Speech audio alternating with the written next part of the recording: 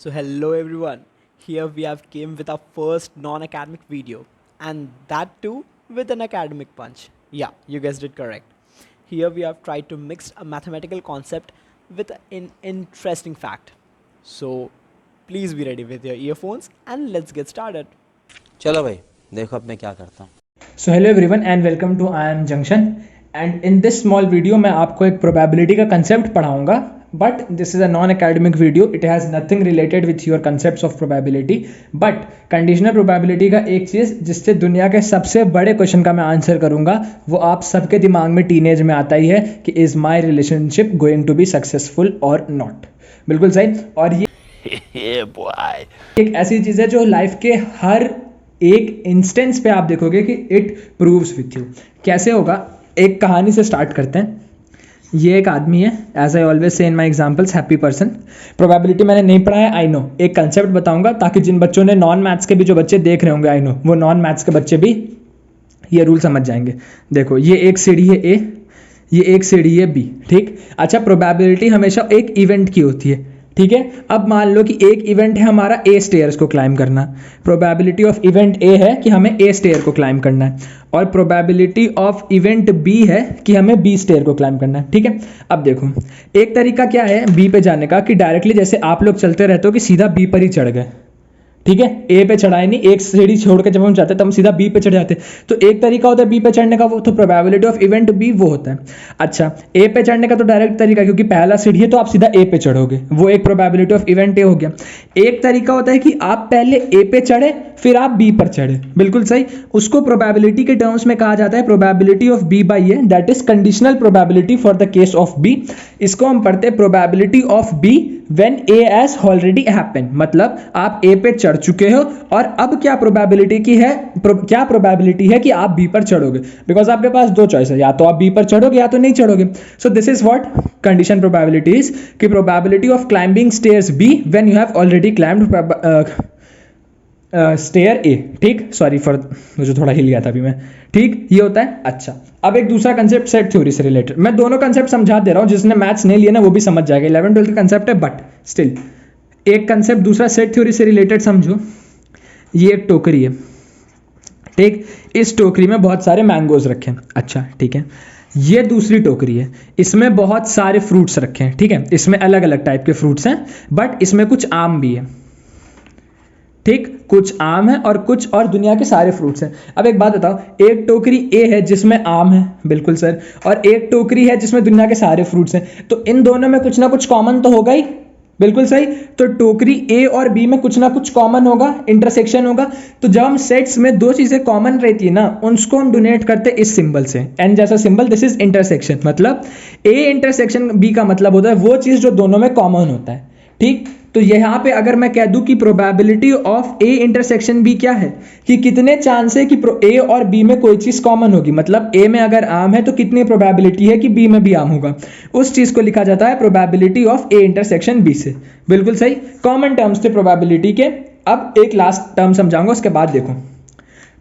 एक फॉर्मूला होता है probability of A intersection B is equal to probability of event A into probability of event B when A has already occurred.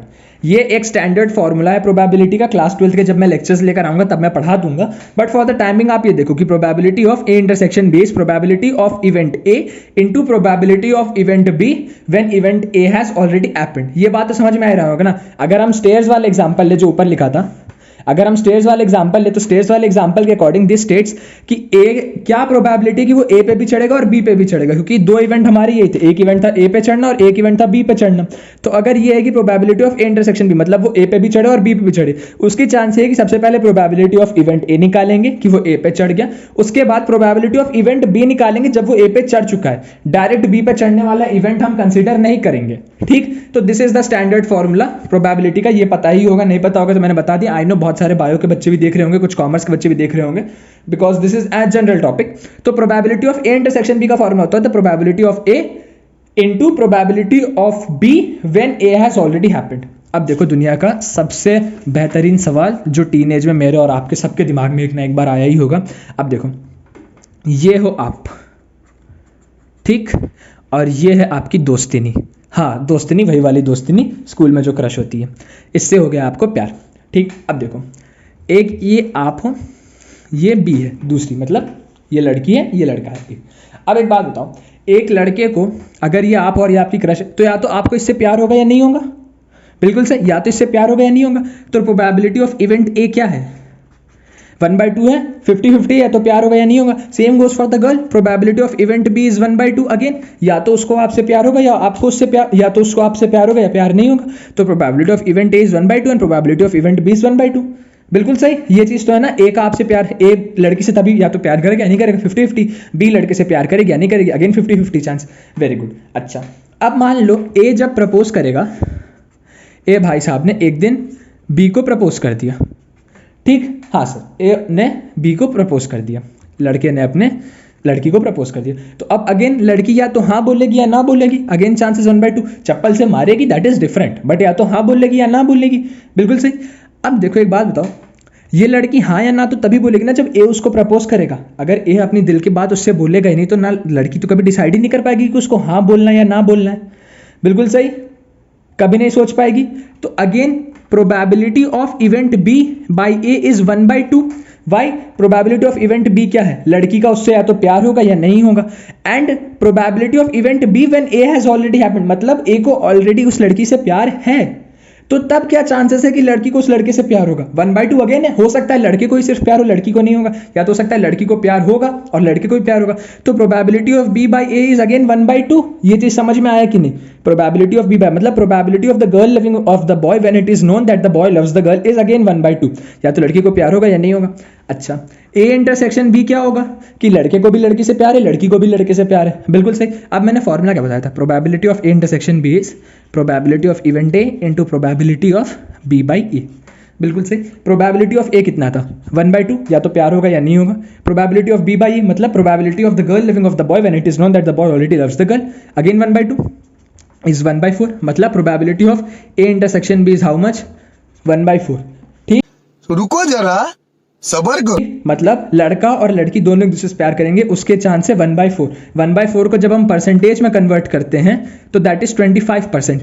तो दुनिया का सबसे बड़ा नियम मैंने तुम्हें पढ़ा दिया कि there are only 25% of a chances कि दो लोग जो एक दूसरे से प्यार करते हैं वो जिंदगी भर साथ रहेंगे। Only 25% chance. I know this is a very negative impact, but यही सच्चाई है कि 25% चांस है कि आपका रिलेशनशिप आपकी बंदी के साथ वर्कआउट करेगा, एंड 75% चांस है कि आपका रिलेशनशिप उस लड़की के साथ वर्कआउट नहीं करेगा। तो साला ये दुख का खत्म नहीं होता बे। The biggest answer to everyone who thinks कि sir will my relationship work or not, आपके सामने रिजल्ट है, मैथमेटिकली मैंने प्रूव किया है, मेरी थ्योरी है। किसी को कोई दिक्कत हो तो you are free to ask in the comment section, but this is something जो मुझे लगा मुझे अपने बच्चों के साथ शेयर करना चाहिए था और मैंने शेयर किया। ठीक है, got this. So the next time you see the meme of a girl texting a boy और a boy texting a girl, just go and tell them कि तेरा भी कटेगा फिर तू भी फिजिक्स पढ़ेगा। And by the time this video ends, just make sure to hit the like button and subscribe button, वो तो तुम कर ही दोगे, but उससे पहले just take up your phone and text your soulmate, चाहे वो लड़का हो या लड़की, and just tell them और जोर जोर से बोलो, I am sorry, Babu.